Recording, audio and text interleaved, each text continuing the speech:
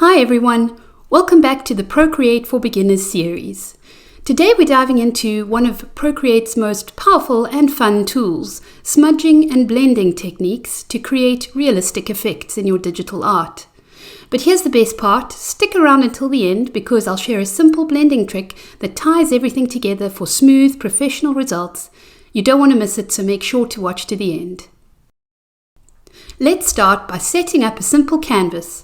I'm using an A4 size canvas at 300 dpi, but you can use any size you're comfortable with. To practice blending, we'll create two basic elements, a circle for soft shading techniques, and a gradient of analogous colors like blue and purple or yellow and orange to practice smooth transitions. Now let's talk about the Smudge tool, which is the magic hand icon at the top right-hand corner of your screen. When you select the Smudge tool, you'll notice that you can pick from the same style brushes in your brush library. Each brush offers a different blending style, so it's worth experimenting with.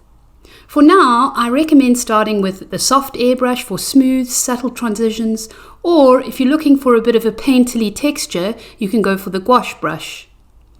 Let's select the soft airbrush and test how it works. Gently drag the colors together, and you'll see how it softens the edges and blends the colors seamlessly. To practice blending, let's work on the gradient we created earlier. Select the Smudge tool with the soft airbrush. Slowly drag the edge where the colors meet to create a smooth transition. Experiment with different brush sizes and pressures. A larger brush will blend larger areas, while a smaller brush is great for precision. Using analogous colors like blue and purple make the transition smoother and more natural, which is perfect for beginners. Now let's apply smudging to create realistic effects. Imagine you're painting skin or even soft clouds. Start with a base layer of color and add lighter or darker shades for depth. Use the Smudge tool with a low opacity to blend the shades gradually. You want the colors to transition naturally, almost like how light falls on a surface in real life.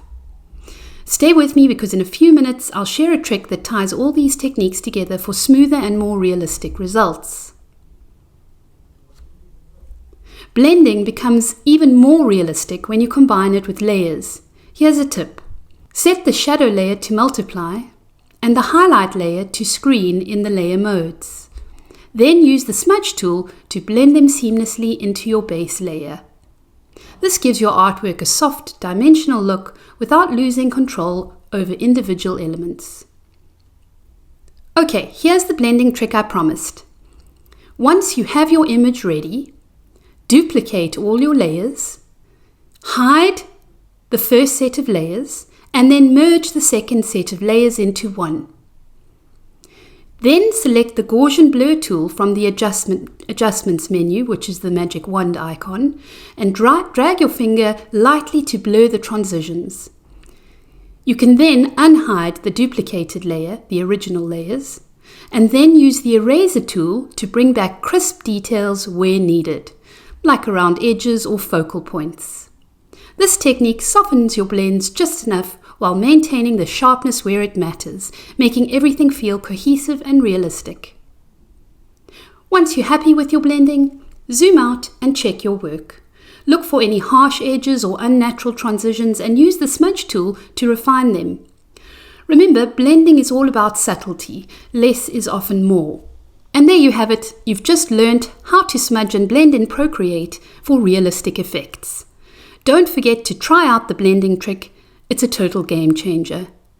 If you found this tutorial helpful, give it a thumbs up and subscribe for more Procreate tips. And if you want to download the practice file I used today, head over to my Patreon. It's waiting for you there. See you in the next lesson.